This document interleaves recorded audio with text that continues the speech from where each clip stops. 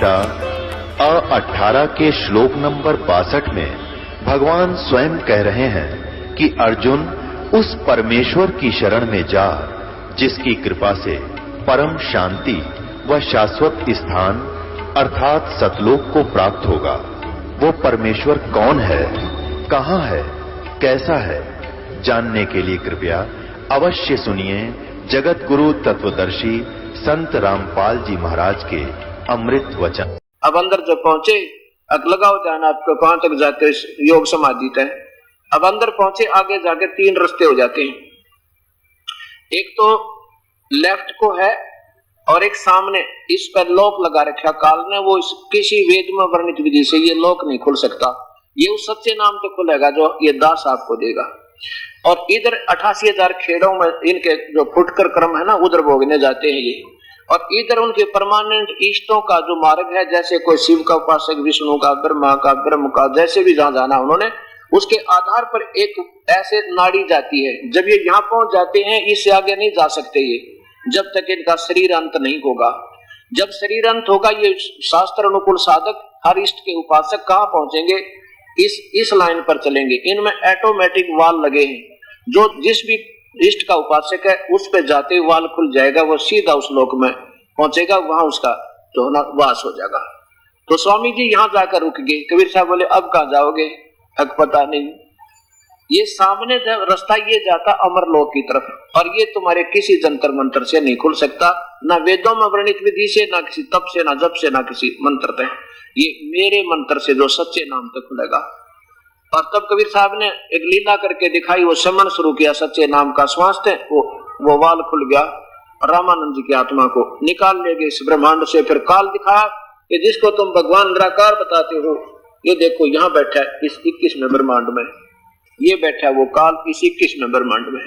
यहाँ दिखा वो काल, इसके सिर पर पैर रख के परमात्मा कबीर साहब रामानंद जी की आत्मा को सतलोक लेकर गए। अब सतलोक में जब पहुंचे तो क्या लीला की, वही लीला मालिक ने फिर की।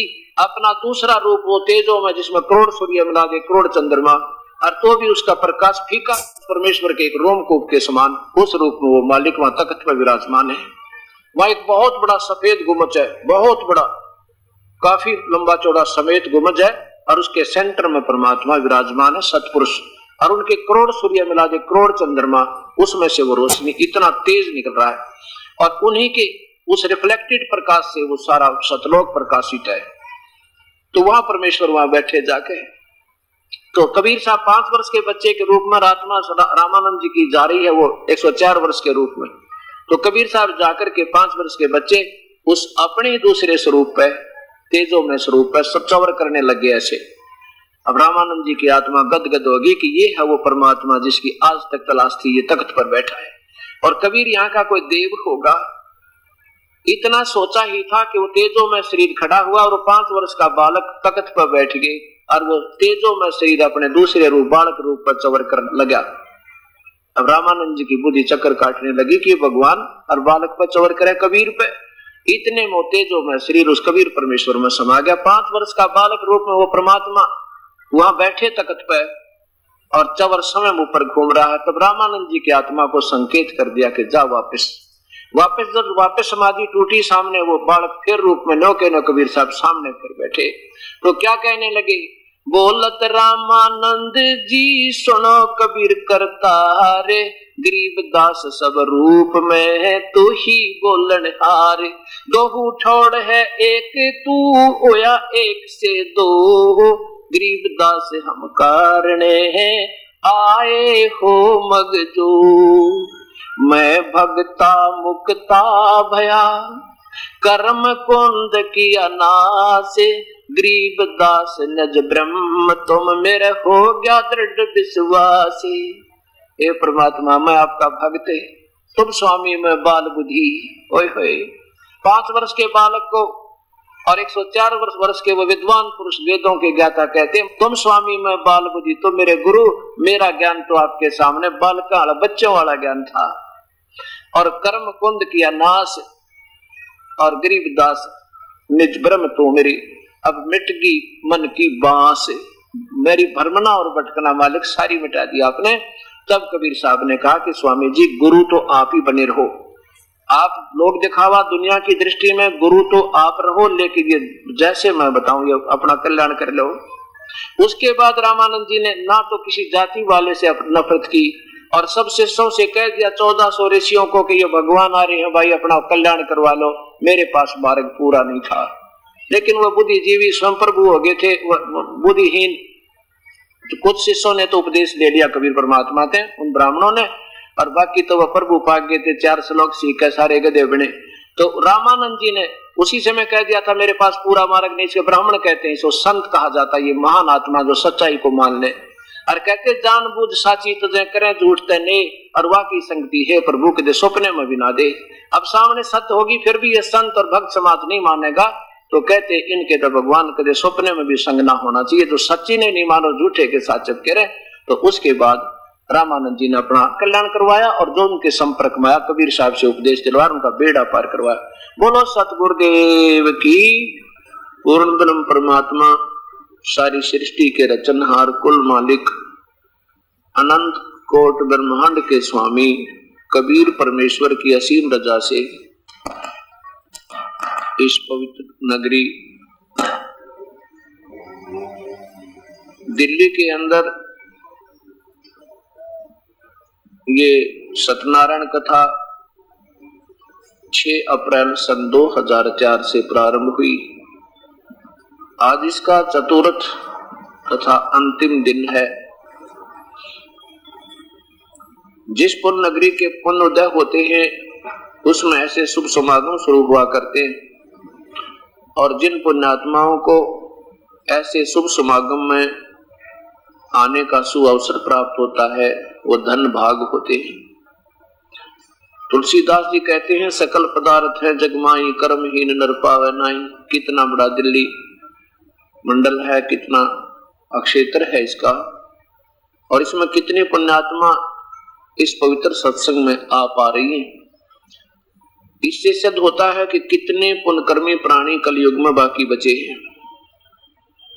हम चौथे युग में आ चुके हैं, सतयुग त्रेता द्वापर में सभी पुण्यात्माएं जितने भी धार्मिक व्यक्ति थे केवल शास्त्र अनुकूल साधना किया करते थे, और कलयुग में आकर के हमें उन शास्त्रों का यथार्थ समझ न आने से हमारे जो गुरुओं ने, जो धार्मिक गुरु रहे पहले, उन्होंने अपने पवित्र धर्मों के पवित्र शास्त्रों को ठीक ना समझने से शास्त्र विरुद्ध साधना पर पूरे समाज को, पूरे भगत समाज को, चाहे वो हिंदू है, मुसलमान, सिख या ईसाई है, वो अपने पवित्र शास्त्रों में वर्णित विधि से विरुद्ध साधनाएं कर रहा है, जिसके कारण वो शास्त्र विरुद्ध साधना कहलाती है।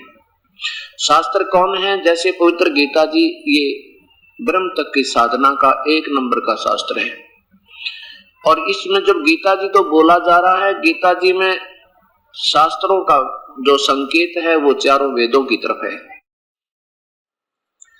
चारों वेद वो पवित्र शास्त्र हैं, ये ना किसी मजहब से संबंध रखते हैं ना किसी जाति विशेष से।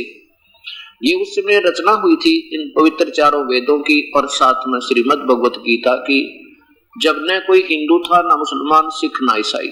आज से 5500 वर्ष पूर्व पवित्र गीता जी की रचना हुई, और जब से सृष्टि प्रारंभ हुई तब से चारों वेदों की रचना।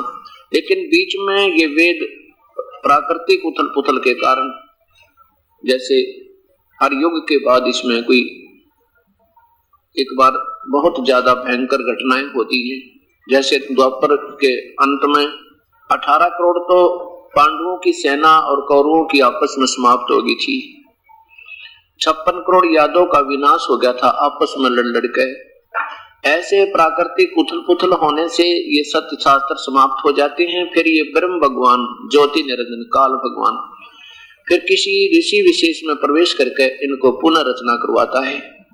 फिर वेद व्यास जी में प्रवेश करके उसी ब्रह्म ने, ज्योति निरंजन ने, अर्थात काल भगवान ने महर्षि वेद व्यास जी के अंदर प्रवेश करके प्रेतवत, और फिर ये चारों पवित्र वेदों को और पवित्र गीता जी को और साथ में 18 पवित्र पुराणों को और साथ में पवित्र महाभारत को और साथ में पवित्र श्रीमद् भगवत सुधा सागर को, ये महर्षि वेद व्यास जी ने ही बाद में रचना की है। और वेदों को और गीता जी को स्वयं ब्रह्म ने बोल के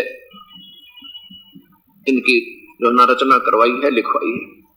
तो कहने का दास का तात्पर्य है कि जो आज हम गीता के अनुसार साधना करेंगे पवित्र शास्त्र गीता जी के आधार पे, तो हमारी शास्त्र विरुद्ध शास्त्र अनुकूल साधना है। और यदि हम गीता जी में वर्णित विधि के विरुद्ध साधना, कोई उपासना, कोई मंत्र का जाप हम कर रहे हैं तो शास्त्र विरुद्ध है। और शास्त्र विधि को त्याग कर की गई साधना का कोई लाभ आपको नहीं होगा, ये अपना पवित्र शास्त्र प्रमाण देता है। एक बार फिर देखिए, इस सत्संग के अंदर जब भक्तात्मा आती है तो उसको ये ज्ञान पहले से भिन्न लगता है, बिल्कुल पहले से अपोजिट है, ये विपरीत है। और जब ये अपोजिट लगता है तो उसके मन में ढेर सारी शंकाएं हो जाती हैं। क्या हो जाती है कि हमने तो कभी ऐसा सुना नहीं, ये संत कहां से आ गया जिसने ये सब ज्ञान बता दिया। तो उसके लिए हमने अपने पवित्र शास्त्रों का सहारा फिर लेना होगा, क्योंकि आज तक जितने भी महापुरुष हुए हैं इस पवित्र शास्त्र गीता जी की ओट लेकर ही, इसका सहारा लेकर ही, इसका नाम लेकर ही भक्त आत्माओं को संबोधित करते रहे। और पुण्यात्मा गीता जी का नाम सुनकर भावुक होकर उनके सत्संग में जाती रही। अब पता चला कि उन्होंने गीता जी में वर्णित ज्ञान को तो समाज तक पहुंचाया ही नहीं, अपनी दंत कथाएं सुनाई, गीता जी का नाम लिया। ये पवित्र गीता जी, इसमें अध्याय नंबर 16 का और श्लोक नंबर 23-24 में प्रत्यक्ष प्रमाण करते हैं भगवान ये ब्रह्म गीता बोल रहा है, श्री कृष्ण गीता नहीं बोल रहे। अब ये सारी बातें आपको उलट लगेंगी, लेकिन ये प्रमाण दिए जाएंगे फिर सुलट हो जाएंगी। 23 में लिखा है कि जो साधक, जो पुरुष, जो व्यक्ति शास्त्र विधि को त्याग कर अपनी इच्छा से मनमाना आचरण करता है वह न सिद्धि को प्राप्त होता है, न परम गति को और न सुख को ही।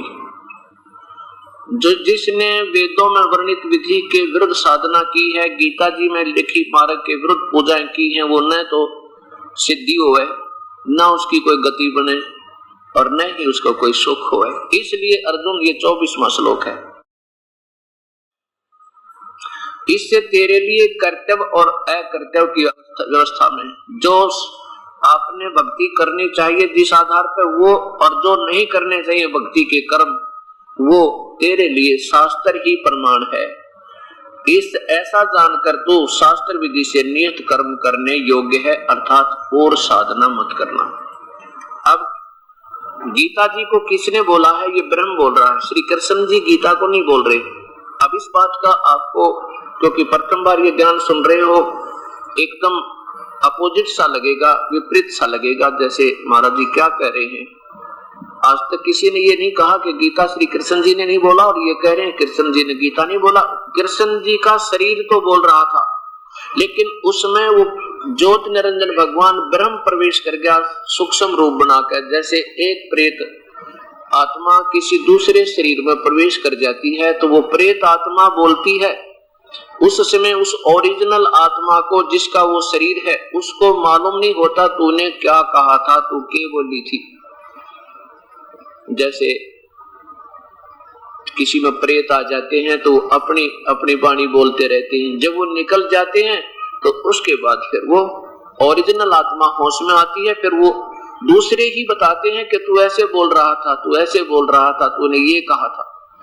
ऐसे भगवान श्री कृष्ण ने गीता नहीं बोला, ये तो काल भगवान ज्योत निरंजन जो ब्रह्मा विष्णु महेश के पिताजी हैं, ये गुप्त रहते हैं। इसने कसम खाई है कि मैं कभी किसी के सामने प्रत्यक्ष रूप में नहीं आऊंगा, एज इट इज जैसा मैं हूं व्यक्तिगत रूप से मैं किसी को दर्शन नहीं दूंगा, और गुप्त रूप में मैं सब कार्य करता रहूंगा। तो वो ज्योत निरंजन भगवान श्री कृष्ण के शरीर में प्रवेश कर गया जब तक महाभारत पूरा ना हो लिया। आप देखो इस प्रसंग को फिर आप आज पुनः दोहराना होगा, क्योंकि वैसे पहले दिन दास ने इसको बताया था, आपके सामने प्रमाण भी पेश किए थे कि गीता श्री कृष्ण जी ने नहीं बोला। अब फिर दोबारा आपके सामने ये प्रमाण पेश करने होंगे ताकि आप इस सत्संग को प्रेम पूर्वक सुन सके। गीता जी के ज्ञान की कब आवश्यकता पड़ी? जब अर्जुन युद्ध करने से मना कर देता है, दोनों सेनाओं के बीच में भगवान श्री कृष्ण ने अर्जुन की प्रार्थना पर रथ को खड़ा कर दिया दोनों सेनाओं के बीच में, और अर्जुन ने देखा कि सामने अपने ही भाई और भतीजे, अपने ही रिश्तेदार बहनों के पति अब किसको मारे और किस पर राज करे। ना जाने करोड़ों बहन विधवा होंगी, करोड़ों बच्चे अनाथ होंगे।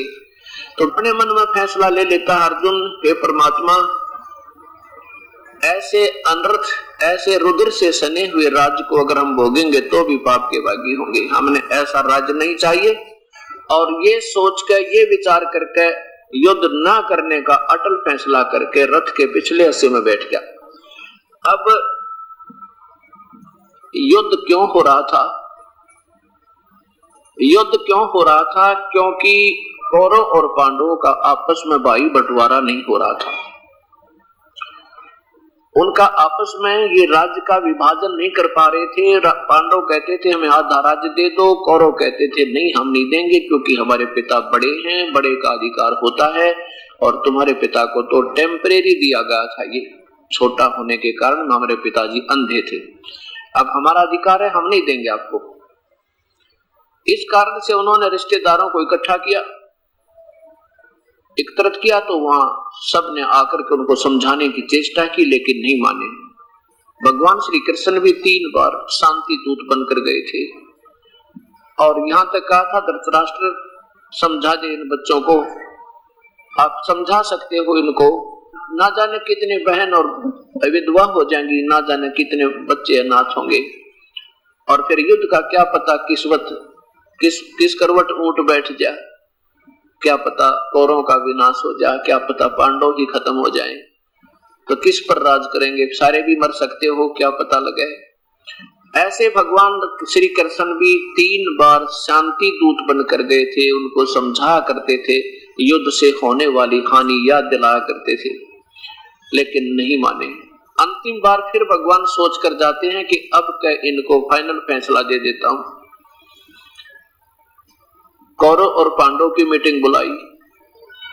भगवान श्री कृष्ण ने सोचा कि कहीं ये पांडव जो हैं ये तेरे रिश्तेदार हैं और ये सोच रहे हो कि हमारे साथ भगवान है, हमारे को तो अब चिंता ही नहीं, हम इसलिए ये युद्ध न करने पर राजी ना हो रहे हो, ये अड़े बैठे हैं। तो भगवान ने सोचा कि मैं एक युक्ति सोचता हूं, शायद इससे युद्ध टल जावे, क्योंकि भगवान श्री कृष्ण ये अनर्थ कराना नहीं चाहते थे, बिल्कुल नहीं चाहते थे। वो तो एक सतोगुण भगवान थे, वो तो इतने नेक आत्मा थी कि भगवान विष्णु की छाती में भृगु ऋषि ने लात मार दी थी, और फिर भी भगवान श्री विष्णु ने कहा था कि हे ऋषिवर, मेरा तो पत्थर जैसा सीना था, आपके कमल जैसे पैर पर चोट तो नहीं आई, पैर को पकड़कर सहला रहे हैं। अगर भगवान श्री विष्णु जी युद्ध के इच्छुक होते तो सुदर्शन चक्र से भृगु ऋषि के टुकड़े टुकड़े कर सकते थे। नहीं, ये सतोगुण भगवान है, ये ऐसा अनर्थ ना करते हैं ना करवाते हैं। तो भगवान ने ये फैसला दे दिया दोनों की मीटिंग में, कौरव और पांडव की मीटिंग में, भाई देख लो, अब तुम तो जिद पर अड़ गए हो, मान नहीं रहे कतई भी। अब एक तरफ तो मेरी सेना होगी, एक तरफ मैं अकेला आऊंगा, और मैं हथियार नहीं उठाऊंगा, ये कसम खाता हूं। परमात्मा ने ये सोची थी कि शायद मेरे इस फैसले से ये पांडव नरम हो जाएं, और वही बनी। पांडवों के पैरों के तले की जमीन खिसकी कि जब भगवान, एक तरफ तो भगवान होंगे, हमने तो प्रभु को मांगना ही पड़ेगा क्योंकि हमारा रिश्तेदार है, और सेना इनकी दूसरी तरफ होगी तो हमारी पराजय निश्चित है। ये सोचकर पांचों पांडव कहने लगे, भगवान हम एक बार विचार विमर्श करते हैं बाहर बैठ के मीटिंग से। कबीर श्री कृष्ण जी बोले, भाई कर लो, कोई बात नहीं। तो बाहर बुलाया भगवान श्री कृष्ण को। पांचों ने फैसला करके क्या कहा कि भगवान हमारे को 5 गांव दिला दो, हम युद्ध नहीं करेंगे, हमारी इज्जत भी रह जाएगी और युद्ध भी टल जाएगा। श्री कृष्ण ने जो सोचा था वो समझा कि अब बात बन गई और अब ठीक हो जाएगा, युद्ध नहीं होगा। कहा भी ठीक है, ये तो तुमने बहुत अच्छा सोचा युधिष्ठिर, बहुत अच्छा सोचा, धन्य है तुम्हारे माता पिता ने, तुमने तो अनर्थ को टाल दिया। वापस आया कौरव की सभा में, पांडव बाहर खड़े हैं, कौरव अंदर बैठे हैं सारे के सारे। भगवान श्री कृष्ण ने कहा दुर्योधन बात बन गई है और अब पांडव कहते हैं कि हमें 5 गांव दे दो, हम युद्ध नहीं करेंगे। दुर्योधन कर दे काम, होगी बात सही। अब कहते हैं विनाश काले विपरीता बुद्धि। अब दुर्योधन ने सोचा कि भगवान श्री कृष्ण ने तक कसम खा ली, अपने हथियार नहीं उठा होगा, अब पांडव के पल्ले कुछ नहीं है, अब 5 गांव भी क्यों दिए, क्यों सिर में दर्द रखा, इसको भी नाटक मना कर देता हूँ। ऐसा ही कर दिया। कहने लगा पांडवों के लिए सुई की नोक टिके वो स्थान नहीं है, और उन्होंने चाहिए तो हमारे साथ युद्ध करके ले सकते हैं। इस बात से भगवान श्री कृष्ण नाराज हो गए, कहने लगे दुर्योधन तू इंसान नहीं, तू तो गम चक्कर है, तेरी बुद्धि भ्रष्ट हो चुकी है इस राज को पाके। नादान, कहाँ 5 गांव और कहाँ आधा राज्य, तेरी बुद्धि ठिकाने नहीं रही। इस बात से दुर्योधन नाराज हो गया श्री कृष्ण जी से, जब भगवान ने करड़ी करड़ी बात कही। कहने लगे अपने योद्धाओं से जो आसपास खड़े थे, और उसके 101 भाई भी तो योद्धा थे, कहने लगा पकड़ दो इस कृष्ण को और कर दो कैद में अंदर, हमारा यहीं से युद्ध प्रारंभ होगा। अब जो ही श्री कृष्ण की तरफ दुर्योधन के योद्धा चले, भगवान ने देखा कि ये तो नीच आत्मा अपनी नीचता पर आ चुके हैं। उसी समय भगवान ने विराट रूप दिखाया और कौरव घबरा गए और उनकी चमक दमक देख कर इधर उधर डरते हुए और नीचे लेट गए, सोफे सोफिया के नीचे पड़ गए। भगवान निकल गया। अब यहाँ विचार करना, इस पॉइंट को याद रखना कि भगवान श्री कृष्ण ने कौरव के सभा में विराट रूप दिखाया। अब ये सिद्ध करने के लिए कि श्री कृष्ण जी ने गीता नहीं बोला, ये उदाहरण आपको देना पड़ा। अब देखिए जब गीता बोल रहे थे भगवान कौन? काल। श्री कृष्ण काल नहीं थे। पहले भगवान ने कभी नहीं कहा मैं काल हूं, और फिर बाद में कभी नहीं कहा मैं काल हूं। अब उस समय काल क्यों कहा? क्योंकि ये ज्योति निरंजन काल है, 21 ब्रह्मांड का प्रभु है, ब्रह्मा विष्णु महेश का पिता है, और इसने जो अनर्थ करवाना ये पहले निर्धारित है। अगर कृष्ण जी नहीं करवाना चाहते थे तो ये स्वयं आकर प्रवेश कर गया उसमें। अब देखो ये पवित्र गीता जी, ये पवित्र शास्त्र गीता जी, और इसके अध्याय नंबर 11 का श्लोक नंबर 32 देखो। पहले स्वयं कहते हैं मैं काल हूं।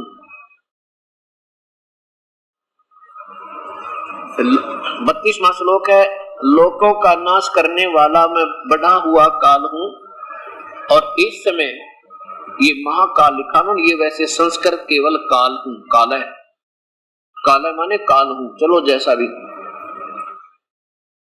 इस समय इन लोगों को नष्ट करने के लिए प्रवृत्त हुआ हूं, और जो प्रतिपक्षियों की सेना में सचित योद्धा लोग हैं वो तेरे बिना भी, अर्थात तू ना लड़ेगा तो भी मार दूंगा मैं इनको।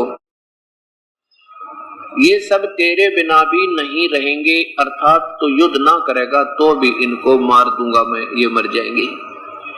अब कहता मैं काल हूं, स्वयं स्वीकार कर रहा मैं काल हूं। आगे देखो नीचे,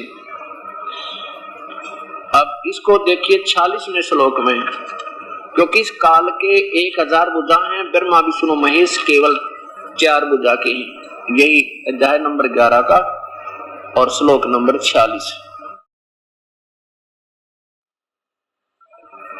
इसमें क्या कहा कि मैं वैसे ही, अर्जुन कह रहा है भगवान मैं आपको उसी प्रकार, मेरे से देखा नहीं जाता आपका भयंकर रूप, विराट रूप, मैं आपको वैसे ही जैसे, क्योंकि वो श्री कृष्ण मान रहे थे लेकिन वो काल बोल रहा था। आपको मुकुट धारण किए हुए हाथ में गदा और चक्र हाथ में लिए हुए देखना चाहता हूं, इसलिए हे विश्वरूप, हे विराट रूप, हे सहस्र बाहु। सहस्र बाहु माने 1000 भुजा के भगवान, सहस्र माने 1000 होती है, बाहु माने भुजा। सहस्र भुजा वाले भगवान आप उसी चतुर्भुज रूप में प्रकट होइए। अब देखो, अब 47वां देखो इसी पवित्र गीता का, इसमें क्लियर हो जाएगा जो दास आपको स्पष्ट करना चाहता है। हे अर्जुन, अनुग्रह पूर्वक मैंने अपनी योग शक्ति के प्रभाव से यह मेरा परम तेजोमय सबका आदि और विराट रूप, सीमा रहित विराट रूप तुझको दिखलाया, जिसे ये देखना जानते हैं, जिसे तेरे अतिरिक्त दूसरे किसी ने पहले नहीं देखा था। अब ये सोचिए, यहां से सिद्ध होता है कि श्री कृष्ण गीता नहीं बोल रहे। अगर श्री कृष्ण जी होश में होते गीता बोल रहे होते तो ये नहीं कहते कि तेरे सिवा पहले किसी ने नहीं देखा था, नहीं तो कौरवों की सभा में ये अपना विराट रूप श्री कृष्ण दिखा चुके थे महाभारत होने से पहले, गीता बोलने से पहले। ये नोट करना इस पॉइंट को, तेरे से पहले, तेरे अतिरिक्त पहले किसी ने पहले नहीं देखा था। इससे सिद्ध हो गया कि श्री कृष्ण जी ने गीता नहीं बोला, युग काल बोल रहा था। अब दूसरा प्रमाण ये देते थे कि कहते हैं भगवान श्री कृष्ण इसलिए युद्ध करवाया, अर्जुन जो है अक्षत्रिय होते हुए अक्षत्रिय धर्म का पालन नहीं कर रहा था, नहीं तो अक्षत्रिय हो जाते, कर्तव्य प्रयाण नहीं रहते तो व्यवस्था बिगड़ जाती। ये भी गलत है, क्योंकि भगवान श्री कृष्ण स्वयं अक्षत्रिय थे और उन्होंने जब काल्यवन ने मथुरा पर चढ़ाई की थी और भगवान श्री कृष्ण अक्षत्रिय होते हुए युद्ध छोड़कर काल्यवन के सामने और भाग के एक गुफा में प्रवेश कर गए थे, किसमें, जिसमें एक मुचकंद नाम का राक्षस राजा सिद्धि युक्त सोया हुआ था। इसका ज्ञान भगवान श्री कृष्ण को नारद जी से हुआ था कि इस गुफा में एक मुचकंद नाम का एक सिद्धि युक्त राजा सोता है, 6 महीने सोता है, 6 महीने जागता है। जागता जब तो युद्ध करता रहता है, सोता है तो उसकी खराटे भरता रहता है, कोई बीच में कच्ची नींद उठा दे तो उसकी आंखों से अग्निबाण ऑटोमेटिक निकलते हैं सिद्धि के और सामने वाले को खत्म कर देता है। तो भगवान श्री कृष्ण ने सोचा कि 18 करोड़ सेना है इस काल्यवन की और हमारी इतनी समर्थता नहीं है और हम युद्ध भी करेंगे तो ना जाने कितने दुनिया का विनाश हो जाएगा। तो भगवान ने अपने क्षत्रिय धर्म को भूलकर उस विनाश को टाल दिया और आगे आगे भागकर उस गुफा में प्रवेश कर गया। साथ में पीछे पीछे काल्यवन भी उनके पीछे उसमें प्रवेश कर गए कंधरा में। भगवान ने जाकर के श्री कृष्ण ने अपनी एक पीताम्बर अलग से चादर रखा करते पहले पीले से रंग की, और वो जाकर के सोए हुए मुचकंद पर उड़ा दिए और आप थोड़े से गहरे चले गए उस गुफा में। अब काल्यवन ने देखा कि कृष्ण तेरे से डर कर या छुप कर सो गया है, अब इसको ठीक करता हूं। मुचकंद को श्री कृष्ण जानकर काल्यवन ने पकड़कर टांग नो मरोड़ दी। अब दर्द हुआ तो काल्यवन की निंद्रा भंग हुई, आंखें खुली तो आंखों से अग्निबाण छूटे, काल्यवन का विनाश हुआ। और फिर पकड़कर टांग श्री कृष्ण ने उस काल्यवन की मृतला शरीर की और उनकी सेना के सामने लाकर पटक दिया। राजा की मृत्यु सेना की हार मानी जाती थी। तो काल्यवन की सेना के मंत्री कहने लगे कि ठीक है, हम शीघ्र ही आएंगे दूसरा राजा नियुक्त करके और तुझे फिर देखेंगे। कृष्ण होशियार खोले जब तो वो चले जाते। तो भगवान श्री कृष्ण ने सोचा भी ये तो बेवकूफ नादान नीच आत्मा पीछे पड़ गई, कदे जरासिंह, कदे काल्यवन, कभी जो शिशुपाल, कदे चाणोर, कदे मामा दुश्मन, क्यों ना ऐसे स्थान पर चले जहां पर कोई भी ना पहुंचे, और पहुंचेगा तो हम एक द्वार पर खड़े होकर के सबकी जो है मुकाबला कर सकते हैं। तो भगवान ने विश्वकर्मा को बुलाकर कहा कि विश्वकर्मा एक समुद्र में टापू ढूंढ के एक ऐसी नगरी बना दे जहां पर केवल एक द्वार हो, उसका एक एंट्रेंस गेट एक ही हो। तो विश्वकर्मा ने ऐसा ही कर दिया, जिसको द्वारका कहने लगे। भगवान ने अपना सारे यादों को लेकर रातों रात वहां से निकल गए, चले गए। तो भगवान नहीं चाहते थे क्यों मूर्खा गिल मूर्ख हुए, ये तो बुद्धि भ्रष्ट हुए पड़े हैं, हम भी क्यों गिल पागल हुए। इसलिए ऐसे स्थान पर चलते हैं वहां तक ना तो ये सेना पहुंचे, और पहुंचेगी तो रस्ते में भूखे मर लेंगे, और नहीं फिर आएंगे तो हम एक ही अपने द्वार पर सारी सेना को रखकर उनका मुकाबला करेंगे। क्यों? अपनी रक्षा के लिए युद्ध करना पाप नहीं होता, दूसरे के राज हड़पने के लिए युद्ध करना महापाप होता है। अब 2 प्रमाण पे, और तीसरा प्रमाण इस बात को देते हैं कि जब युद्ध समाप्त हुआ, पांडव विजयी हुए, कौरवों का विनाश हुआ, भगवान श्री कृष्ण कहते हैं भी मैं द्वारका जाऊंगा, अपना काम संभालूं, अब अपना राज करो। युधिष्ठिर को राजगद्दी प्रदान कर दी। तो सभी ने मिलकर एक सलाह मिलाई कि भगवान, क्योंकि भगवान श्री कृष्ण पांडवों के गुरु भी थे, धार्मिक गुरु, आध्यात्मिक गुरु जो कहते हैं, कि इनसे प्रार्थना करते हैं कि हमें एक सत्संग करके जावें ताकि हम इनके विचारों के आधार पर अपना जीवन सफल करें। ये प्रार्थना जब भगवान के सामने रखी तो भगवान श्री कृष्ण ने प्रार्थना सबकी स्वीकार की तथा समय, स्थान और तिथि निश्चित कर दी। निश्चित तिथि को निश्चित स्थान पर निश्चित समय पर श्री कृष्ण और अर्जुन उस सत्संग स्थल के आसपास टहल रहे हैं। श्रोतागण आकर के अपना स्थान ग्रहण कर रहे हैं। अर्जुन कहता, ए देवकी नंदन, आज के सत्संग में वही गीता जी सुनाना जो आपने मुझको युद्ध के दौरान सुनाया था, युद्ध से पूर्व सुनाया था। बहुत ही अच्छा ज्ञान था, लेकिन मैं भूल गया हूं उसको। अब मुझे पुनः बता दो, वो पुनः सुनाना। तो भगवान श्री कृष्ण कहते हैं कि अर्जुन, तू बड़ा श्रद्धाहीन है, तू बड़ा बुद्धिहीन है, तूने इस ऐसे सोच ज्ञान को याद क्यों नहीं रखा? तो भाई अच्छा आदमी नहीं। अर्जुन कहते हैं कि मुझे तो अब याद नहीं मैंने क्या कहा था, मैं जो कहता हूं नहीं बता सकता। बताओ, यह कोई बात हुई? अब ये दास सत्संग कर रहा है, आप सुन रहे हो। 4 दिन के सत्संग को आप 30% याद नहीं रख सकते, और मेरे से आप कभी सुन लेना, तभी सुना दूंगा, क्योंकि मैं बोल रहा हूं। और मेरे अंदर कोई भूत बोल रहा होता तो भाई फिर तो मैं ये शब्द कहता भी तुमने क्यों नहीं याद रखा, अब मुझे तो याद नहीं। ऐसे कई देखा है। एक जमींदार था, उसमें श्रृंगी ऋषि की आत्मा प्रवेश आती थी, और उसका फिक्स समय था शाम को 4 से 6, 2 घंटे वो आके उस प्रेतवत और 2 घंटे पूरी संस्कृत बोला करती थी, उसका फिर सल्लार्थ करा करती थी और फिर चला जाता था। उसके बाद उस जमींदार ने कक्षा भी नहीं आवे, वो कुछ नहीं जानता था, अक्षर भी नहीं जाने था, और तब संस्कृत बोला करता। तो ऐसे ये काल आ गया उस श्री कृष्ण के शरीर में, और ये गीता का ज्ञान कह गया। और भगवान कहते हैं मुझे याद नहीं मैंने क्या कहा था।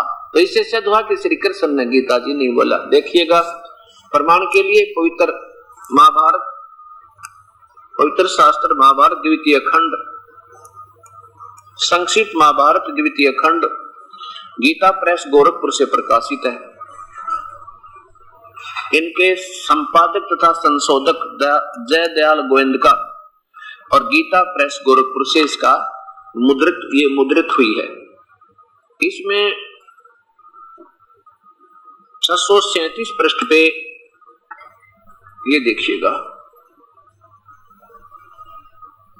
अर्जुन का श्री कृष्ण से गीता का विषय पूछना और श्री कृष्ण का अर्जुन से सिद्ध महर्षि और काश्यप का संवाद। यहां देखिए, वस्पान जी कह रहे हैं कि पांडव नंदन सज्जनों से घिरे हुए दोनों मित्र स्वेच्छा से घूमते घूमते सभा मंडप के ऐसे भाग में पहुंचे जो स्वरूप के सदर सुंदर था, समान सुंदर था। पांडव नंदन अर्जुन, आधा कर लो, पांडव नंदन अर्जुन श्री कृष्ण के साथ रहकर बहुत प्रसन्न थे। उन्होंने एक बार उस रमणीय सभा की ओर दृष्टि डालकर भगवान से ये वचन कहा, देवकी नंदन, जब युद्ध का अवसर उपस्थित था उस समय मुझे आपके माध्यम का ज्ञान और ईश्वरीय स्वरूप का दर्शन हुआ था, किंतु केशव आपने स्नेहवश पहले मुझे जो ज्ञान का उपदेश किया था वह सब इस समय बुद्धि के दोष से भूल गया है। उन विषयों को सुनने के लिए बारंबार मेरे मन में उत्कंठा होती है। इधर आप जल्दी ही द्वारका जाने वाले हैं, अतः पुनः वह सब विषय मुझे सुना दीजिए। वैश्पायन जी कहने लगे, कहते हैं कि अर्जुन का ऐसे कहने पर भगवान श्री कृष्ण बोले, किंतु तुमने अपनी नासमझी के कारण उस उपदेश को याद नहीं रखा, यह जानकर मुझे बड़ा खेद बड़ा खेद हुआ है। उन बातों का जो गीता मैंने तुझे सुनाई थी, उन बातों का अब पूरा पूरा स्मरण होना संभव नहीं जान पड़ता। पांडव नंदन, निश्चय ही तुम बड़े श्रद्धाहीन हो, तुम्हारी बुद्धि अच्छी नहीं जान पड़ती। अब मेरे लिए उस उपदेश को ज्यों का त्यों दुल्हा देना कठिन है। अब इससे क्या सिद्ध हुआ कि श्री कृष्ण जी ने गीता नहीं बोला, श्री कृष्ण का शरीर था, बोल रहा था काल। जैसे टेप में कैसेट दूसरी चढ़गी तो दूसरी बोलेगी गानों की, और भक्ति की चढ़गी तो भक्ति की बोलेगी। तो ये तो एक खोखा कवर है, इसमें जो भी आकर के प्रवेश करके बोल रहा है वो अपना ज्ञान दे रहा है, उसी की भाषा उसमें चल रही होती है। अब यहाँ ये बात सोचने की है कि भगवान श्री कृष्ण कहते हैं कि मुझे तो अब जो का तो याद नहीं, और तूने याद क्यों नहीं रखा, ये बात कोई जची नहीं। अब फिर वेद व्यास जी ने वो गीता जो की जो लिख दी, जो उनका संवाद हुआ था, और श्री कृष्ण को याद नहीं। समझदार को संकेत बहुत होता है, बार बार कहना अच्छा सा भी नहीं लगता है, क्योंकि ये काल ने फिर इस वेदव्यास जी, महर्षि वेदव्यास जी के शरीर में प्रवेश करके वो वेदों को, गीता जी की रचना करवा दी, जो आज हमारे सामने। अब इसमें क्या है कि जहां तक ज्ञान का तात्पर्य वो तो 100% करेक्ट है, 100% सही है, और जहां पर युद्ध कराने की अटकल इस काल ने लाई वो गलत है, वो सारी गलत लगाई। कैसे? जैसे काल ने, ब्रह्म ने, गीता बोलने वाले भगवान ने कहा कि अर्जुन तो युद्ध कर ले, तुझे पाप नहीं लगेंगे, तुझे कोई पाप नहीं लगेगा, और तेरे दोनों हाथों में लड्डू, तो क्यों नहीं युद्ध कर रहा है? यदि युद्ध में मारा गया तो तू स्वर्ग प्राप्ति होगी, और युद्ध में जीत गया तो इंद्रप्रस्थ का राज भोगेगा। बता तुझे कौन सी आनी? ये देखिए पवित्र गीता जी अध्याय नंबर 2 का श्लोक नंबर 37 और 38। यही पवित्र गीता जी गीता प्रेस गोरखपुर से प्रकाशित है। अध्याय नंबर 2 और श्लोक नंबर नीचे देखिए 37। या तो तू युद्ध में मारा जाकर स्वर्ग को प्राप्त होगा, अथवा संग्राम में जीतकर पृथ्वी का राज भोगेगा। इसलिए हे अर्जुन, युद्ध के लिए खड़ा हो जा, निश्चय करके खड़ा हो जा। 38 में देखो नीचे के जय पराजय, लाभ हानि, सुख दुख को समान समझकर उसके बाद युद्ध के लिए तैयार हो जा। इस प्रकार युद्ध करने से तू पाप को नहीं प्राप्त होगा, अर्थात तुझे पाप नहीं लगेगा। अब देखना, ये अटकल काल ने गलत लगा दी केवल विनाश कराने के लिए। अब क्या होता है कि पांडव विजयी होते हैं, कौरवों का विनाश हुआ, राजगद्दी पर युधिष्ठिर को स्थापित करके भगवान चले गए द्वारका में। पीछे से कुछ समय के बाद युधिष्ठिर जी को बहुत भयंकर डरावने स्वप्न आने प्रारंभ हो जाते हैं। ऐसे स्वप्न आते हैं जैसे कोई हमारे घर में सिर कटे हुए व्यक्तियों का धड़ धड़ आ रहा है चल के, और हाहाकार मच रही है हमारे घर में, जैसे लाश पड़ी है, सौ पड़े हैं, और मानो करोड़ों बहन अपनी मांग को उजाड़ रही हैं और कह रहे हैं कि राक्षस राजा, तूने हमारे पतियों का खून पी के क्या मिल गया। जैसे अनाथ बच्चे अपनी माँ के सीने पर लिपट लिपट कर पूछ रहे हैं, माँ मेरा पिता कब आएगा, मिलिट्री से कब आएगा, और माँ उसको कह रही है बेटा अभी छुट्टी नहीं मिली है। जो विनाश को प्राप्त हो चुके, वीर गति को प्राप्त हो चुके थे योद्धागण, उनके बच्चों, उनके घर में ऐसा संताप हो रहा है। इन विचारों को करके रात को बैठ जाता है युधिष्ठिर, निंद्रा आनी बंद हो जाती है। 3-4 दिन जब ऐसे बीत गए, ना खा रहा है, ना सो रहा है, ना ढंग से पी रहा है, तो द्रौपदी ने प्रार्थना की कि आपको क्या चिंता है, आप क्यों नहीं अपने भाइयों को बता देते, आप ना खा रहे हो, ना पी रहे हो, ना ढंग से सो रहे हो, ऐसे रहोगे तो आप कुछ दिन के मेहमान हो, आपका प्राण चले जाएंगे। एक दिन द्रौपदी ने चारों पांडवों से कहा कि आपके भैया पर कोई आपत्ति है, उससे पूछो कोई राजकाज में दिक्कत है या किस कारण से, लेकिन वो मुझे नहीं बता पा रहे हैं, और अगर ऐसे ही चलते रहे तो कुछ दिन के, चंद दिनों के मेहमान है, उनकी मृत्यु हो जाएगी। चारों पांडव यानी छोटे भाइयों की प्रार्थना पर काफी विनय करने से युधिष्ठिर ने बता भी क्या बताऊं, मुझे तो ऐसे ऐसे भयंकर स्वप्न आ रहे हैं और ये बुरा हाल होता दिखाई देता है, हाहाकार मची दिखाई देती है और घर में जैसे हमारे शव घुस रहे हों जिनके सिर कटे हुए हों, और जिसको देखकर मेरा कलेजा धड़कने लग जाता है, मुझे नींद नहीं आती ना भूख लग रही है। अब क्योंकि भगवान श्री कृष्ण उनके गुरुदेव थे, जब दुख होता है आत्मा को तो अपने गुरुदेव के पास ही जाकर उसका समाधान पूछते हैं। तो चारों पांडवों ने कहा कि भगवान श्री कृष्ण के पास चलते हैं, गुरुदेव के पास, उनसे इसका कारण तथा समाधान पूछेंगे। यही सलाह करके और लेकर रथ पहुंच गए द्वारका। कुशल मंगल होने के बाद अर्जुन आजी ने कहा कि भगवान भैया को ऐसे ऐसे भयंकर स्वप्न आ रहे हैं, इसका कारण तथा समाधान बताओ। श्री कृष्ण जी ने कहा कि तुमने जो युद्ध में बंधुघात किया, जो पाप किए और दुनिया मार डाली, वो पाप तुम्हें दुखदाई हो रहे हैं। अब इस बात को सुनकर अर्जुन को धक्का लगा कि प्रभु स्वयं तो कह रहे थे, जब गीता जी का ज्ञान दे रहे थे कि अर्जुन तो युद्ध कर ले, तुझे पाप नहीं लगेंगे, और अपने मुख से आज कह रहे तुम्हें ये पाप लगे तो कि तुमने युद्ध में हत्याएं की थी। अब अर्जुन सहम गया, इस बात को सुनकर असमंजस में पड़ गया, ये आज भगवान क्या बोल रहे हैं। फिर चुप रहा, कहने लगा भगवान समाधान क्या हो इसका। इसका समाधान है कि एक अश्वमेध यज्ञ करो और उसमें सभी पृथ्वी के सभी भक्त आत्माओं को और देवलोक के देवताओं को भी आमंत्रित करो, और उसमें एक सुसज्जित शंख पंचायन, पंचानन माने 5 मुख का पंचानन शंख, एक सुसज्जित स्टेज अलग बना देना, उस पर रख देना आदर के साथ। और जब उस यज्ञ में सभी भोजन पालेंगे महापुरुष संतजन ऋषिजन, तो वो शंख अपने आप बजेगा, उसमें आप धुन होगी, और यदि वो शंख बज गया तो समझो तुम्हारा यज्ञ संपूर्ण हुआ, तो तुम्हारे कष्ट टलेंगे, और शंख नहीं बजा तो समझो तुम्हारा यज्ञ संपूर्ण नहीं हुआ, जिससे तुम्हारे कष्ट ज्यों के त्यों बने रहेंगे।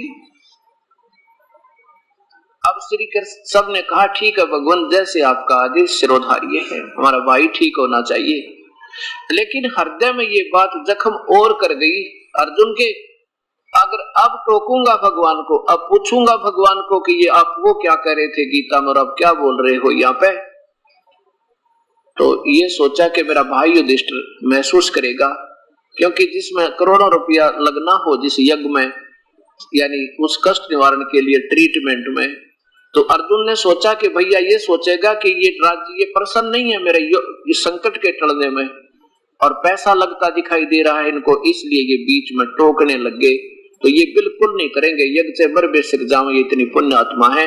इस बात को मध्य नजर रखते हुए अर्जुन ने श्री कृष्ण जी की बात सुनकर अपने सीने पर मुक्का मारकर चुप हो गए। अब जो कहोगे भगवान वही करेंगे। सारी व्यवस्था भगवान श्री कृष्ण ने समय स्थान और दिन तिथि निहित कर दी। निश्चित तिथि पर कहते हैं 33 करोड़ देवता, 88,000 ऋषि, 12 करोड़ विपर ब्राह्मण, जिनको ब्राह्मण कह सकते हैं, जिनके चारों वेद कंठस्थ याद थे, वो 12 करोड़, और 9 नाथ 84 सिद्ध ब्रह्मा विष्णु महेश स्वयं आकर गुप्त रूप में उस यज्ञ में भोजन पा लिया, पर शंख नहीं बजा, और श्री कृष्ण जी ने भी भोजन पा लिया और शंख नहीं बजा। युधिष्ठिर आंखों में पानी भरकर श्री कृष्ण के पास आते हैं कि हे भगवान, हमने जुल्म कर रखे हैं, आज वो सीन मेरे सामने से हट नहीं रहे जो हमने मासूम उन बच्चों को अनाथ कर दिया, बहनों की मांग उजाड़ दी अपने अपने पेट के लिए। हमारा यज्ञ कभी संपूर्ण नहीं हो सकता प्रभु, ये शंख नहीं बज सकता, हम पाप आत्मा गणी है। श्री कृष्ण कहने लगा युधिष्ठिर, शंख तो बजेगा पर इसको बजाने वाला भी आया नहीं है।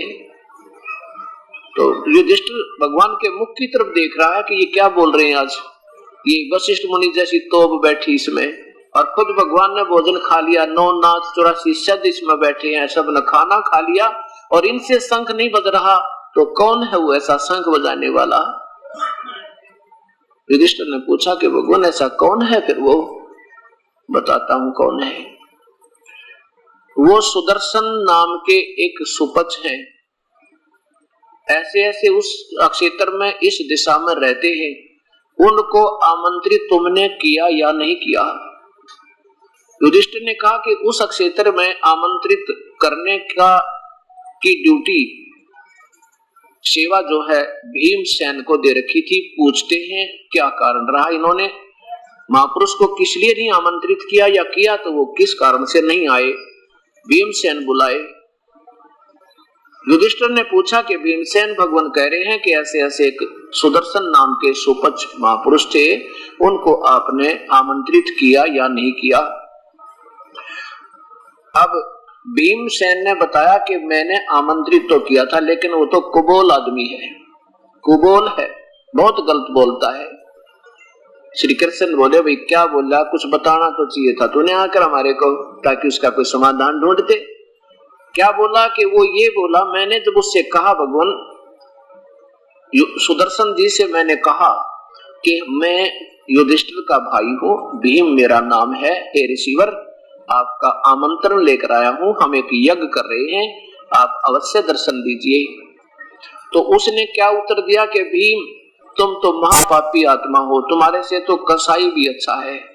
तुमने करोड़ों बहनों की मांग बुझाई, करोड़ों बच्चे अनाथ कर दी अपने पेट भरने के लिए, और वो बच्चे रो रहे हैं अपनी माँ के सीने से लिपट के, माँ हमारा पिताजी कब आएंगे फौज से, मिलिट्री से छुट्टी कब आएंगे, और माँ उनको बहका रही है, बेटा अभी छुट्टी नहीं मिली, अभी आने होंगे। और फिर एकांत में जाकर रो रही है टक्कर मार मार के, और तुम आनंद से उस खून को पी रहे हो। और यदि मुझे बुलाना है ना अपनी अश्वमेध यज्ञ में, तो पहले ऐसी यज्ञ आपकी जो 100 तुमने कर रखी हो कभी किसी जन्म में, उन 100 अश्वमेध यज्ञ का पुण्य मुझे दे दो, संकल्प करो, तब तुम्हारे घर का ग्रास में ग्रहण करूं, नहीं तो तुम्हारे अन्न भी कोई खा लेगा ना तो भी नरक का भागी होगा, ऐसी गलती मैं करो नहीं। तो श्री कृष्ण को मालूम था ये भी पहलवान दिमाग का आदमी है, ना जाने क्या कहा होगा। श्री कृष्ण ने पूछा कि आपने क्या कहा? फिर भीम बोला जी मैंने ये कहा कि मैंने अगर मेरे भाई का और मेरे गुरुदेव का डरना होता तो बाबा जी तुझे कूट कर जाता मैं, और तूने आना ना आना तो कोई दिक्कत नहीं। उसने ये सोचा था इसे एक छोटे से व्यक्ति की आंट लगेगी, इसे महापुरुष भगवान श्री कृष्ण हमारे साथ है, और इसे बड़े बड़े महर्षि आएंगे वहां पे, तो यही तो बात बिगड़ेगी सारी। हमने संत की पहचान को नहीं आई अभी तक, जब संत की पहचान आ जाएगी फिर मार ना खावे हम। तो भीम कहने लगा जी मैं तो ऐसे कहकर उनको आ गया। श्री कृष्ण कहने लगे नादान तुझे के वो, क्योंकि सुदर्शन तो उनका नाम था, श्री सुदर्शन जी तो उनका शुभ नाम था। सुपत जैसे आजकल हरिजन बोलते हैं अन्य जाति वालों को, तो उसमें उनको सुपच कहा करते थे, और उसमें भी फिर और वैरायटी जाति की होती है, वो भंगी जाति में थे।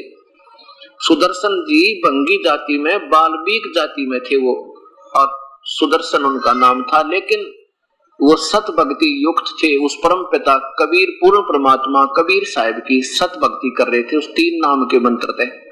द्वापर में वो परमेश्वर सतपुरुष करुणा में नाम से आए थे, उसमें सुदर्शन जी ने उस परम पिता की कृपा से, उस कबीर साहिब अर्थात करुणा में की रजा से सत ज्ञान होया, फिर उनको सचखंड दिखाया, सतलोक दिखाया, फिर वापस आत्मा छोड़ी। उसके बाद सुदर्शन जी का तो विश्वास दृढ़ हो गया कि ये पूर्ण परमात्मा तो कोई और है। जो गीता में संकेत है, गीता बोलने वाला भगवान कहता है कि 18वें अध्याय के 62वें श्लोक में कि अर्जुन उस परमात्मा की शरण में जा जिसकी कृपा से तू परम शांति और सतलोक शाश्वत स्थान सनातन परम धाम को प्राप्त होगा, तेरी फिर जन्म मृत्यु कभी नहीं होगी। अपने बारे में 4थे अध्याय के 5वें श्लोक में कहते हैं तेरी और मेरे जन्म मृत्यु तो असंख्य बार हो लिए, आगे भी होंगे, अर्थात हम तो अविनाशी नहीं है। अब यहाँ ये भी सिद्ध होता है कि परमेश्वर के मार्ग में कोई जाति मजहब आर्ट नहीं, जिसकी आत्मा पवित्र हो। परमात्मा आत्मा का सौदा करता है। लाल यदि गारा में कीचड़ में भी पड़ा हो सोना तो उसकी कीमत कम नहीं होती। तो परमात्मा ने उस सुदर्शन जी को अपनी सद्भक्ति युक्त कर रखा था। तो भगवान श्री कृष्ण ने कहा कि चलो लाओ रथ और वहां चलो, उस चरणों में उनके अक्षमा याचना करो और उनको हाथ पैर जोड़ के अपनी यज्ञ में ले आओ, नहीं तो तुम्हारा यज्ञ नहीं पूर्ण हो सकता और तुम्हारे सबका कोड लगेगा। अब डर गए सारे, डरता क्या नहीं करता। अब 5 पांडव छठे भगवान श्री कृष्ण और पहुंचे वहां पर जहां उस परमेश्वर बैठे थे। परमेश्वर की प्यारी आत्मा की झोंपड़ी कुटिया थी। उससे 1 किलोमीटर की दूरी पर श्री कृष्ण जी ने रथ रुकवा दिया कि रोक दो यहीं पर, और जूते उतार दो यहीं पर, नंगे पैरों चले मेरे साथ चलो। उधर से परमेश्वर पूर्ण ब्रह्म ने क्या प्रेरणा कर दी सुदर्शन के अंदर। उसने सोचा कि ये वापस जाएंगे और इनका काम तो बनेगा नहीं, और ये फिर सिर में दर्द करेंगे मेरा आके, चलो जी क्यों ना यहाँ से पीछा छुटवा जाऊं। तो सुदर्शन तो निकल गया उस झोपड़ी ने छोड़ के 1 महीने के लिए बाहर टूर प्रोग्राम बना के। उधर से भगवान ने अपने प्यारी आत्मा की, कबीर परमेश्वर ने, पूर्ण ब्रह्म ने अपनी प्यारी आत्मा का की इज्जत रखने के लिए और अपनी सत भक्ति और समर्थता का प्रत्यक्ष प्रमाण देने के लिए उसी अपने प्यारे भक्त सुदर्शन जी का रूप बना के कुटिया में उसकी झोपड़ी में विराजमान हो गए। अब देखो कुदरती बात होती है, जब लोहा चुंबक के पास जाता है तो उसके बस की बात नहीं, वो आकर्षित हो जाता है। ऐसे ही प्यारी आत्मा जो प्रभु के सामने जाती है वो अपने आप ही उसकी तरफ आकर्षित हो जाती हैं। जो ही श्री कृष्ण और 5 पांडव उस झोपड़ी के सामने खड़े हुए तो श्री कृष्ण जी ने देखा ये तो परम शक्ति विराजमान है, क्योंकि वो परमात्मा थी। परमात्मा होती है उच्च आत्मा, श्री कृष्ण जी परमात्मा है, अच्छी आत्मा है। और उनको आभास हुआ कि तो आम व्यक्ति नहीं है। एकदम दंडवत प्रणाम किया श्री कृष्ण जी ने, क्योंकि ये सतोगुण भगवान भी है। दंडवत प्रणाम किया तो 5 पांडव ने भी फिर दंडवत प्रणाम किया उस सुदर्शन समझ के उस परम पिता को। तब अपनी झोपड़ी अपनी चारपाई से उठ के सुदर्शन जी कहने लगे, हे त्रिलोकीनाथ, इस दास को क्यों आप पाप का भागी बनाते हो मुझे दंडवत प्रणाम करके? मैं तो आपके चरणों की धूल हूं, आप तो 3 लोक के नाथ हो, आप में यही तो महानता है, आप हमेशा दूसरों का आदर करते हो। श्री कृष्ण खड़े होकर कहने लगे, परवरदिगार मैं खूब जानता हूं आपको, आप आम व्यक्ति नहीं हो। हे परमेश्वर, हम आपको आमंत्रित करने के लिए आए हैं। ये राजा युधिष्ठिर है, इन्होंने एक यज्ञ किया है, उसमें आपके लिए, आपको आमंत्रित करने के लिए आपके चरणों में उपस्थित हुए हैं ये 5 पांडव। आप इनकी यज्ञ में चलने का कष्ट कीजिए। भगवान यानी सुदर्शन रूप में वो परमेश्वर बोलते हैं, कहने लगे, भगवान हे श्री कृष्ण, हे त्रिलोकीनाथ, मैंने इस भक्त को, क्योंकि वो भीम अलग दिखाई दे सब मतोगड़ा, कहने लगे इस भगत जी से मैंने कहा था मेरी वो शर्त पूरी कर दो, 100 अश्वमेध यज्ञ का पुण्य मुझे संकल्प करो तो मैं वहां चलूं, नहीं तो मेरी टाल कती। अब श्री कृष्ण कहने लगे, भगवान आप ही की वाणी है, क्योंकि ये परमात्मा चारों युगों में आते हैं और अपनी सतवाणी चारों युगों में अपनी यही वाणी साधारण वाणी में पूर्ण ज्ञान देकर जाते हैं। पूर्ण सारे भक्ति का भी, सतलोक का भी, अन्य लोकों का भी, चारों वेदों का भी वो ज्ञान साधारण वाणी में रचना कर देते हैं। लेकिन हम उन संस्कृत के जानने वाले विद्वानों के आधार पर अटक जाते हैं कि ये तो आम व्यक्ति की भाषा है, ये वेद तो संस्कृत में है, ये परमात्मा की भाषा है, ये ज्ञान सही है, वो ज्ञान ठीक नहीं। क्योंकि वेदों के जानने वालों ने, गीता के समझने वालों ने ना तो गीता वेद समझ पाए और फिर वो उसको समझे को जो सत्ज्ञान जो कहते हो वही वेद वही गीता जो कहते हो लिखा हुआ साधारण वाणी। ये कबीर साहब चारों युग में आते हैं। सतयुग में सत्सुकृत नाम से, त्रेता में मुनिंदर नाम से, द्वापर में करुणा में नाम से ये परमेश्वर आए और कलयुग में वो कबीर नाम से आए।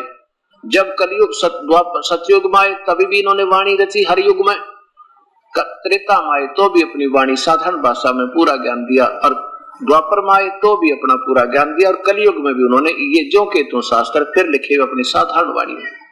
तो श्री कृष्ण ने जी कहा कि आप ही की वाणी है भगवान के संत मिलन को चालिए तजमाया अभिमान और जो कदम आगे रखे ओहे यज्ञ समान। कैसे आना चाहिए संत के दर्शनार्थ? जैसे कोई भयंकर बीमारी से ग्रस्त व्यक्ति, चाहे कितना ही उच्च पोस्ट हो, चाहे कितना धनवान हो, और जब वो चलता है उस मेडिकल की तरफ चलता है, जब पीजीआई की तरफ चलता है, जब ऑल इंडिया की तरफ, फिर देखा उसे को ना तो अपनी पोस्ट याद रहती और ना उसको अपना वो धन याद रहता, तू फैक्ट्री का मालिक है। उसको ना अपनी इज्जत याद रहती ना बेइज्जती याद रहती, उसको केवल अपना जीवन याद रहता। मेरा रोग कटे है परमात्मा, बड़ा भयंकर रोगग्रस्त हो गया मैं तो वहां डॉक्टर कहता जाओ रिपोर्ट लाओ, वो पर्ची बनवाता है, जाओ उसके लिए लेट जाओ, लेट जाता है, कमीज निकालो निकाल देता है, जाओ टेस्ट करवा के लाओ करवा के लाता है, कहता बैठ जा पीछे, वो बैठ जाता चुप करके, उस समय कुछ याद नहीं उसके, तू फैक्ट्री का मालिक है या तू कोई प्रधानमंत्री है। ऐसे जब हम संत मिलने के लिए सत्संग में आते हैं तो अपने अहम को, अपने पद और धन के अहम को बाहर ही रख दें, और यहाँ ऐसे आवे जैसे हम मरीज हो भयंकर बीमारी के, और वास्तव में हम बहुत भयंकर मरीज हैं। जन्म और मृत्यु का हमारा दीर्घ रोग लगा हुआ है, और ये इस सत्संग स्थल में जो ज्ञान होगा, और ये वो मेडिकल है, उस ये वो ऑल इंडिया है इस जन्म मृत्यु के रोग काटने वाला, बाकी और किसी संत के पास या जड़ी नहीं है। तो ऐसे कहा कि संत मिलन को चालिए तज माया विमान, ऐसे आने वाले प्राणी को एक कदम का पुण्य एक कदम भी रख दिया, एक अश्वमेघ यज्ञ के तुल्य पुण्य होता है। तो श्री कृष्ण जी कहते हैं भगवान देखो ये पांचों पांडव, आज इन आप अंतर्यामी हो, देख लो इनके हृदय में झांक के, आज कति रड़क नहीं इनके मन में, बिल्कुल सीधे हो रहे हैं, इनसे नरम आज कोई नहीं पृथ्वी पे। और छठे हम द्वारकाधीश, ये तो वैसे सतोगुण भगवान थे, इनमें तो अभिमान कभी था ही नहीं। कहते हैं कि अब आप देख सकते हो, अब ऐसे आने का जो पुण्य आपकी तरफ एक कदम का एक अश्वमेघ एक यज्ञ तुल्य पुण्य बनता है, तो वहां से लेकर इंद्रप्रस्थ से लेकर यहाँ तक हमारे जितने कदम बने परमेश्वर, उनमें से 100 रख लो और बाकी हमारी झोली में डाल दो, हमारा भी कल्याण हो। अब कहते हैं साधु भूखा भाव का धन का भूखा ना, अजय कोई धन का भूखा हो साधु भी ना। अब वो तो उनको विनम्र करना चाहते थे परमात्मा, किसी प्रकार इनके मन का खोट निकल जाए। जब तक यजमान का अधीनी भाव नहीं होगा तो किया हुआ अनुष्ठान बिल्कुल व्यर्थ होता है। इसलिए परमेश्वर ने उसको, जैसे इंजेक्शन लगाने से पहले ना एक सेपरेट का वो लगाते हैं, डॉक्टर सेपरेट को लगाते हैं एक फवासा, वो उस स्थान को नरम भी करता है और जरम रहित कर देता है, तब वो इंजेक्शन लगी दवाई काम करती है, नहीं तो और बीमारी हो जाए साथ में। ऐसे ही विनम्र करके तब ये उपदेश और ये अनुष्ठान कराए जाते हैं ताकि ये पूर्ण काम कर सके और इसमें कोई खरपतवार ना पैदा हो जाए। तो तब उस रथ में बैठा के परमेश्वर को और लेकर पहुंच गए यज्ञ मंडप में।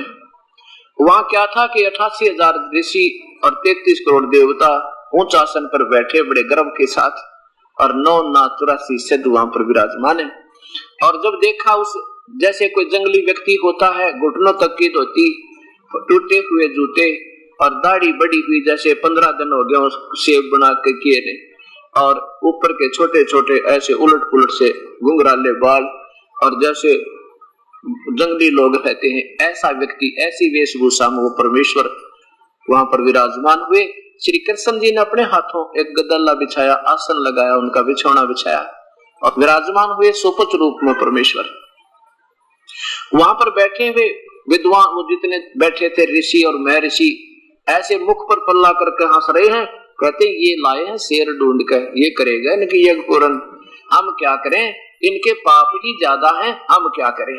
अपने ऊपर कोई नहीं लेता, अपने हम कमजोर गणे हैं ना, अपनी हार कोई मानता है कोई नहीं, और जब हार मान जा तो भगवान कति निकट है, बिल्कुल साथ है। जा जिस दिन हम हार मान लेंगे कि हमारी साधना भी गलत है क्योंकि गीता से नहीं मिलती, और हमारी जो आज तक वर्षिप भी ठीक नहीं थी क्योंकि हमारे पवित्र शास्त्र से नहीं मिलती, तो परमात्मा पा गया, सही विधि मिल जाएगी और बेड़ा पार हो जाएगा। ऐसे ही भगवान मिलता है। अब श्री कृष्ण ने द्रौपदी से कहा बहन, क्योंकि अर्जुन के भगवान श्री कृष्ण की बहन सुभद्रा ब्याही थी और द्रौपदी भी अर्जुन से ब्याही थी, इसलिए बहन का भी नाता प्रयोग कर रहे थे। भगवान कह रहे थे बहन द्रौपदी एक काम कर, अब बढ़िया भोजन बना इस महापुरुष के लिए, इस महापुरुष के भोजन खाने से तुम्हारी यज्ञ संपूर्ण होगी। अब द्रौपदी ने 2 घंटे लगाए चूल्हे पर अग्नि जला के, और ना जाने नाना प्रकार के आइटम 56 प्रकार के भोग तैयार किए।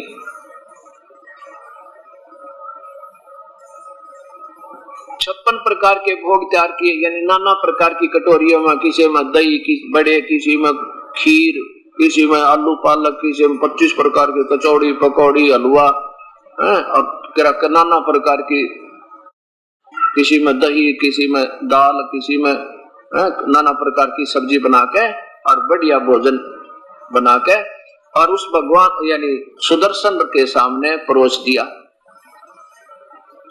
अब सुदर्शन जी ने क्या किया, अब द्रौपदी ने सोचा तो ये था कि ये घास फूस तोड़ कर खाने वाला व्यक्ति आज इतना स्वादिष्ट भोजन खाएगा, उंगली चाटता रह जाएगा और 6 जगह जाकर बड़ी महिमा गाएगा कि द्रौपदी जैसा भोजन आहार मैंने कभी नहीं किया। ये भी खाना बनाने वाली बहन का एक विशेष दृष्टिकोण होता अतिथि के लिए। वो प्रतिदिन बनने वाले भोजन से ज्यादा अच्छा भोजन अतिथि के लिए तैयार करती है कि कहीं ये ना कह दे कि उस ऐसी बहन का खाना खाया, उसने नमक मिर्च का भी ना पता था।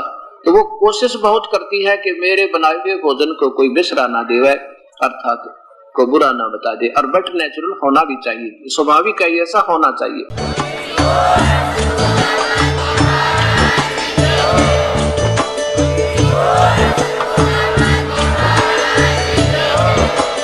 आप सुन रहे थे जगत गुरु तत्वदर्शी संत रामपाल जी महाराज जी के मंगल प्रवचन। अधिक जानकारी के लिए विजिट कीजिए हमारी वेबसाइट www.jagatgururampalji.org। संत रामपाल जी महाराज जी के शुभ आशीर्वाद से पूरे विश्व भर में 500 से भी ज्यादा नाम दीक्षा केंद्र हैं, जिन पर संत रामपाल जी महाराज जी द्वारा ऑनलाइन निशुल्क नाम दीक्षा दी जा रही है। अपने नजदीकी नाम दीक्षा केंद्र का पता करने के लिए संपर्क करें 8222880541।